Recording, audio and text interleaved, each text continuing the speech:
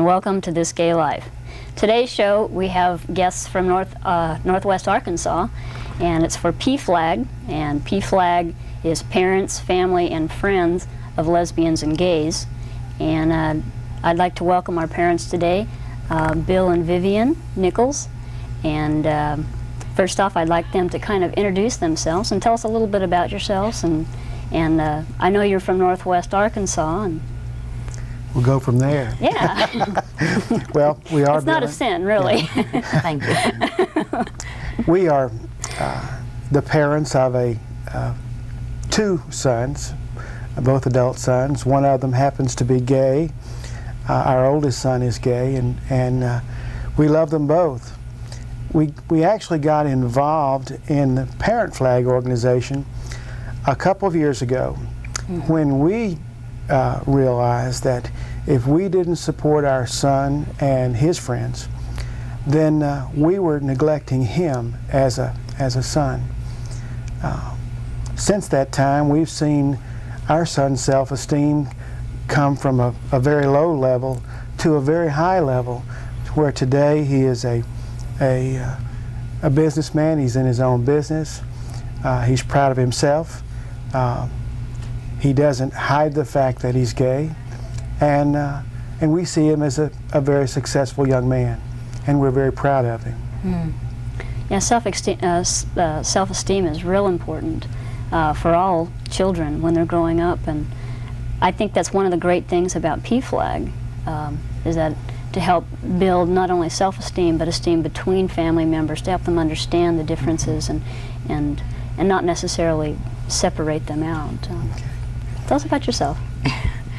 Well, you're right in what you just said about PFLAG, and as my husband said, we are very, very proud of both our boys.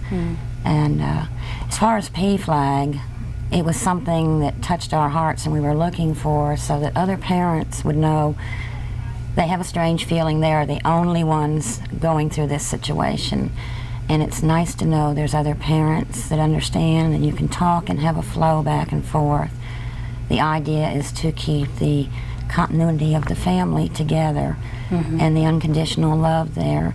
And some parents are totally afraid when their children open up to them. And when you say afraid, does that create like a negative situation, or? It's really quite unusual, and most people don't understand it. Our son told us that he was gay when he was around 24.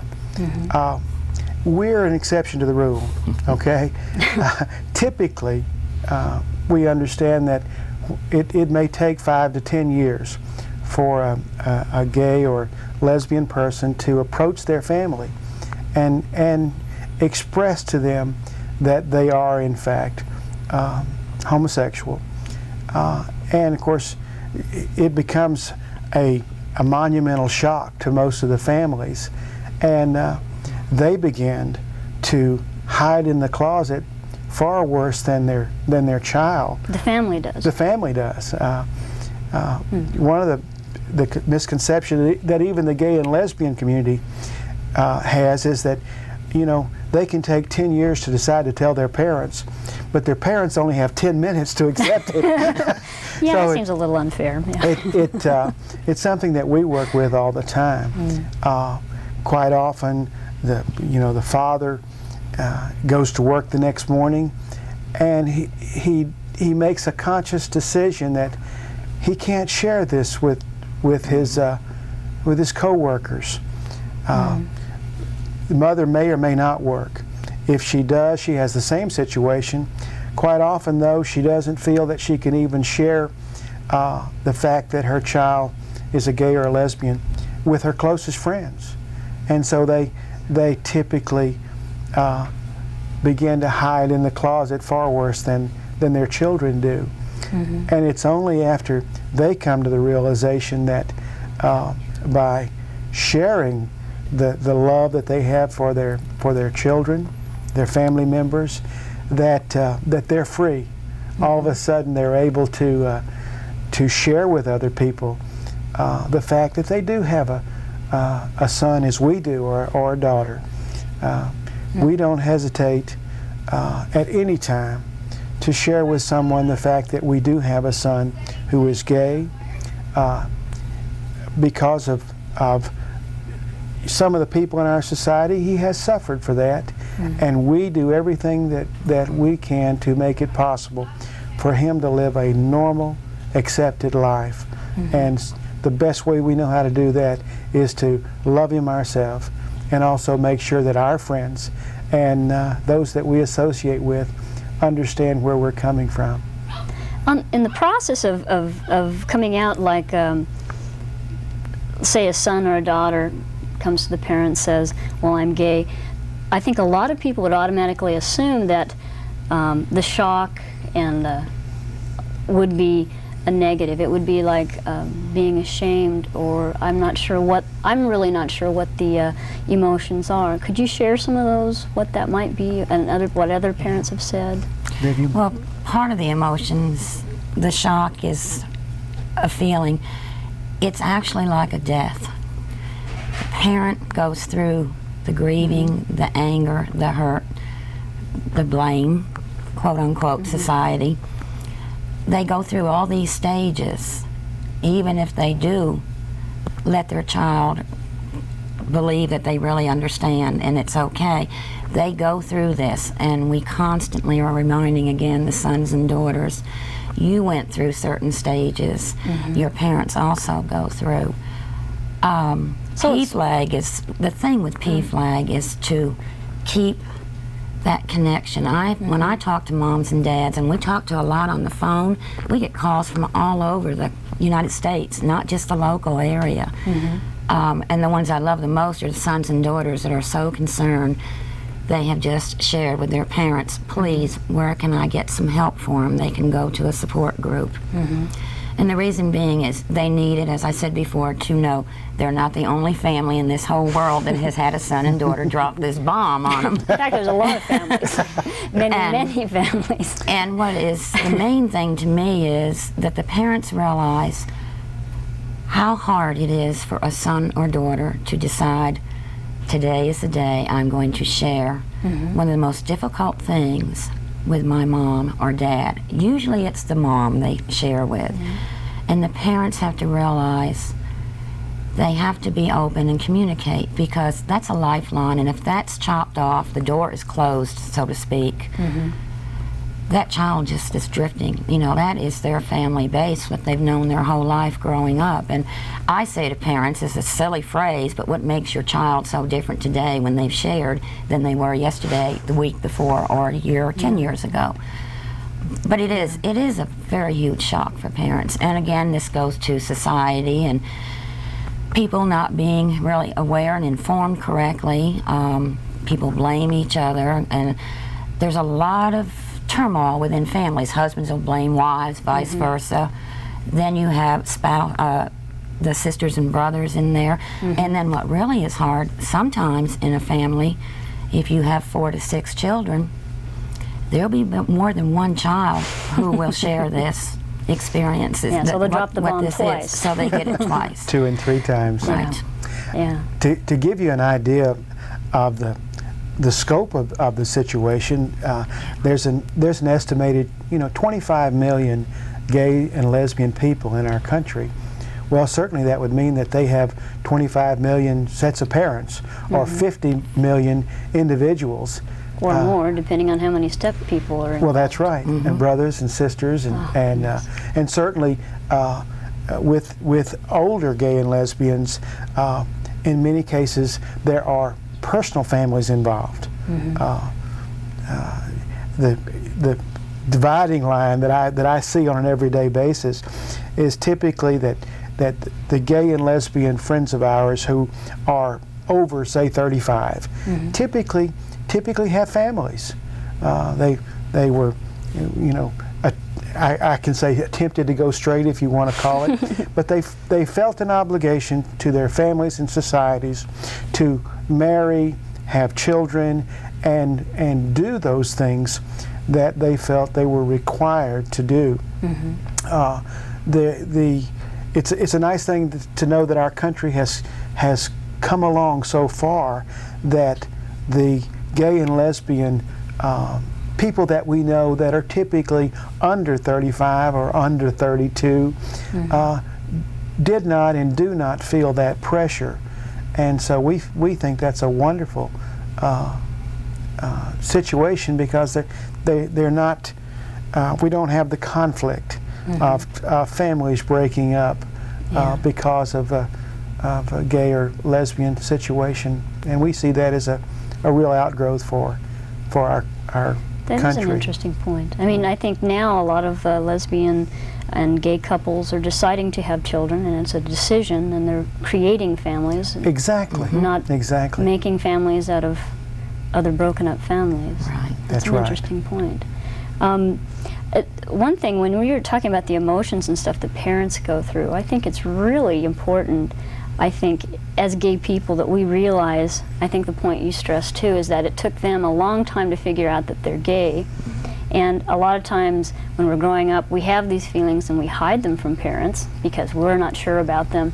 And of course, parents are going to go through the same thing. So to automatically expect parents to like, oh, well, that's just dandy. Normally it may not doesn't. be the response. and if they don't automatically accept it, that's not necessarily wrong. That's just part of a process that maybe we feel kind of upset about ourselves. Well, it certainly is a process. The PFLAG organization has developed literature to try to help the parents, and certainly the gay and lesbian people that are approaching their parents. We have literature on how to approach mom, how to approach dad. We have literature.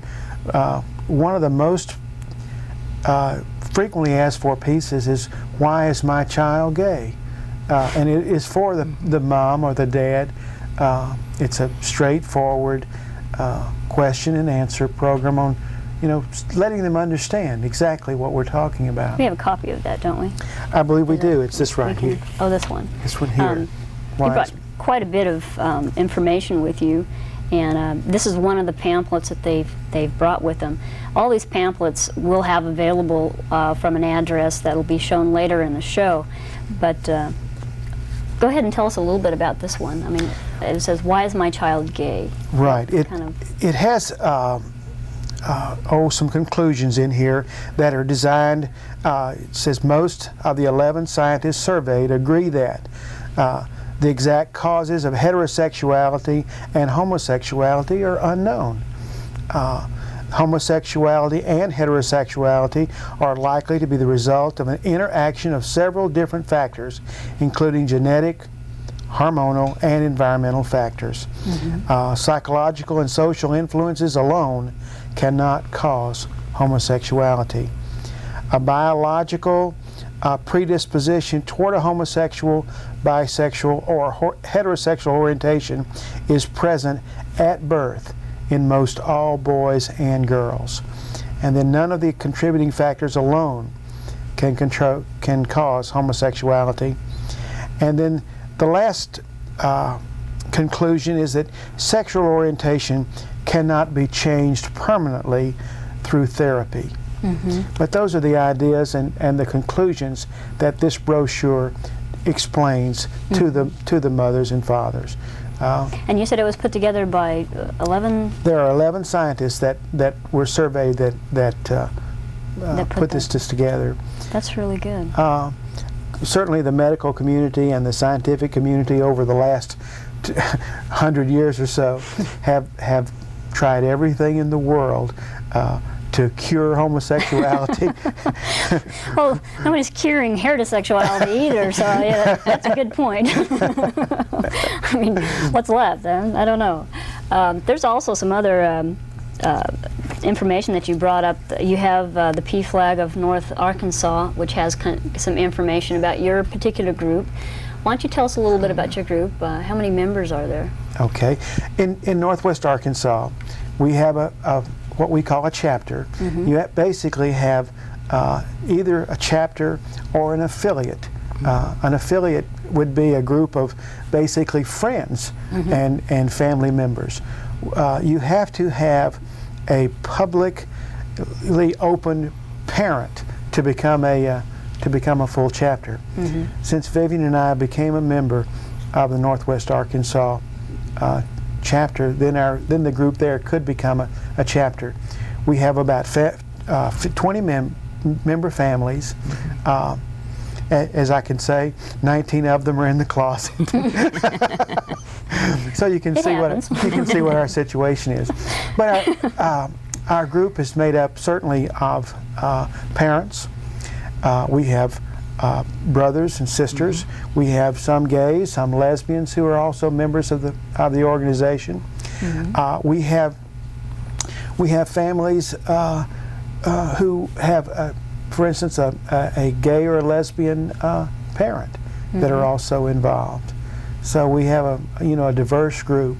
We meet once on the second Sunday of each month, and of course the primary reason for meeting is not only to support ourselves as a group, but to hear about our children, to brag on what our children are doing, even if they're 30 years old. Some are older. Well, yeah, they're all ages. Right.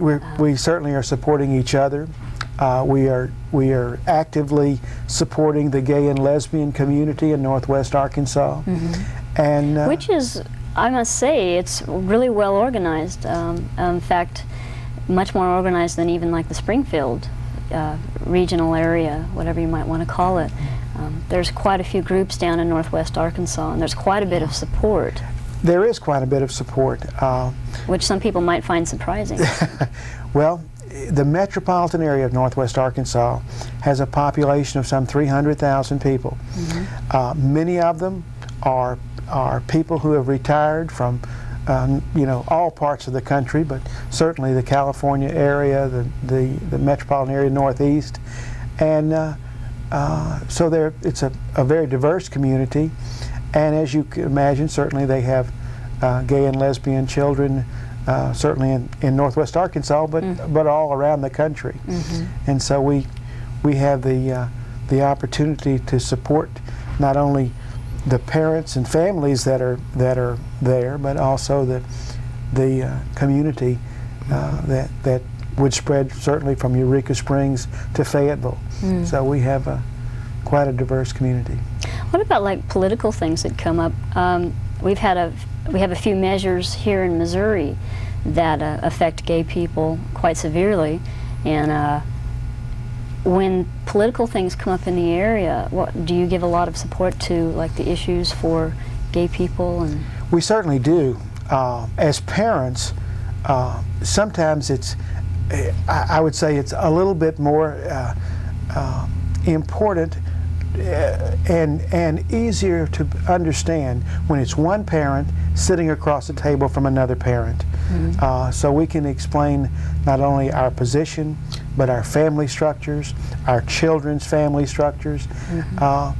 And yes, we will do anything that we can to not only to support our gay and lesbian children and their community, but also to express their needs and their desires, and certainly our needs and our desires, not only in the school systems, but in the community at large. But wherever we can, we'll go to PTA meetings, we'll go to school board meetings, certainly we'll go to city council meetings, and we will offer, maybe not professional assistance, but we can explain our own family situations, and when someone can do that, and people can hear exactly what's going on in our family, in our community, because we are a member of the gay and lesbian community as parents, and we are observers, and we see what is happening to our children and their friends in terms of civil rights. Just recently, over in Oklahoma, it was possible for a state senator to say that I would not hire a homosexual person. Now, if he had said that about a black person or a Native American, he would have been violating a law. But he could say that about a homosexual person, and that's fundamentally wrong. And that could be your son or daughter. That's exactly right. And they could be totally qualified, and he's sitting there saying, well, I'm not going to hire you just because I don't like your sexual preference. Well, that's one area that is real touchy. And what we're trying to let everybody realize that we're not asking any more than the gay community for special rights. It's just equal rights that each individual has, you know, as a person, as we all do sitting here. Yeah. And that's something that people need to understand, that people can lose jobs, they can lose everything, and it's not right. It's not right at all. It's not the American way. Yeah, and that would be really hard to watch as a parent, to watch. Well, it certainly is. Watch the world dissolve out from underneath them. And once you get involved in this community, they may not be your biological son, but they are your sons, and they are your brothers and sisters, and it hurts. And somewhere along the line, you have to begin to stand up and say, you may not be doing it to me personally, but you're doing it to my son, or my daughter, or my brother, or my sister, or my husband, or my wife. And it's time that that we do stand up. If you think about the number of people in this country, if there are 25 million gay and lesbian people in the country, and 50 million mothers and fathers in this country, and possibly another 25 or 30 million brothers and sisters, then there are a lot of people that we need to let them know that it's time for them to stand up with the rest of us, and that's what we're doing. How many families nationwide are involved in the PFLAG program? We have about 25,000 families 25,000. right now who are active in some 350 affiliates and chapters. So that's not alone at all. No, it's not. And it's growing. Over the past year, we have spoken out certainly at the national level. Our headquarters is in Washington, but we are certainly speaking out wherever the state organizations are needed. We've been in Florida, certainly we've been in Oregon, we've been in Washington State, we've been in Colorado, and we will stand up and be counted wherever we're needed. And that's great. we want the community here to know that we will come and stand beside you. If we have to march, we'll march. If we have to picket, we'll picket, okay? That's one thing in this particular area. We haven't got a PFLAG, and we would really, really like to start one. We have some people interested, and we just haven't quite gotten everything gelled quite yet. How hard is it to start a PFLAG in an area? It's really quite easy. The first thing that you have to do is decide that you want to become a PFLAG group. You begin meeting on a monthly basis. We can certainly put you in touch with the national organization. We have regional assistance that a regional coordinator can certainly come down and visit with you. We'll be more than happy to come up from Northwest Arkansas and meet with your group. Once you begin meeting, then you become an affiliate. And then the affiliates, of course, meet and share their experiences. Once you begin to have parents involved, then you must have a set of parents who are willing to publicly take a stand and say, yes, we are the parents of a gay or lesbian, I say child. Even if they're 35. Even if they're 30 years old. But they're still your child. I know my mom said that on Mother's Day. You're still my baby. Right. And once you have a parent who is willing to step forward and act as your president, then you become a chapter. And it's a chapter. And then go from there. Well, that sounds really easy. You brought some information that Ann Landers had written something about the PFLAG. Can you kind of like summarize that? Well, I certainly will. This actually was in the Northwest Arkansas Morning News, February the 28th of '94, and it was a letter to Ann Landers by a homosexual man. He says, Mine is a story I'm sure you've heard before. I am a homosexual and no one knows it. I am the typical boy next door. My friends and families would be shocked if they knew the truth. He says, I'm not particularly comfortable with the image that some flamboyant homosexuals project. It makes it difficult for those of us who choose not to go public, but perhaps it's time for us to go public, and that's why I'm writing to you. And he signed it, of course, JC in Chicago. And Ann Landers says, thank you for a letter that just might open the door a crack. It never ceases to amaze me that in this day and age, so many people fail to understand that homosexuality is not a lifestyle that is chosen, that choice was made at birth. Maybe one day those haters will understand this. That's beautiful. And that was in Ann Landers. That's beautiful. That's really beautiful. Well, I'd like to thank my guests for being here. It's been wonderful having both of you, Vivian and Bill. And if there's anybody who needs information on PFLAG, we'll be putting up the address that you can contact them in Arkansas. There it is, PFLAG of Northwest Arkansas, P.O. Box 2897, Fayetteville, Arkansas 72702. And they'll be glad to give you some information. If you would like to go ahead and start, be one of the people that start a PFLAG here in this area, it'd be really wonderful if you could contact us, because we've been trying to get people coordinated, and apparently there's some people already also trying to get coordinated, and we're going to try and get in touch with them. And we're going to act as some sort of a connection number between the two. We're still at the same number that we've been at, 888-6927, but that'll be up later. Also our address that you can talk to us about. And one other thing that I need to announce is we have our fundraiser coming up on June 17th. I told you the wrong date last week. We had to change it. It's June 17th that the silent art auction is coming up. And if you would like to help in any way, shape, or form, if you'd like to donate some art, if you'd like to help with addressing invitations, if you'd like to help maybe dress up a little and be a waiter or a waitress or whatever, anything that you can do, it would be just great. And also, if you haven't got the time for it and just want to send the funds directly, that would be wonderful too. The Chariot Project is the funding board for This Gay Life, and if you'd like to help support it, all you have to do is send your check to the Chariot Project at the address that'll be shown on the TV in a few moments in the closing.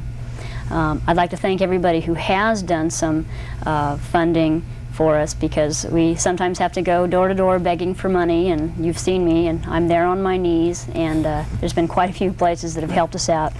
Once again, I'd like to thank my guests, Bill and Vivian Nichols from Northwest Arkansas, from their PFLAG. Hopefully we can get one started. I'd like to thank you for joining us on This Gay Life.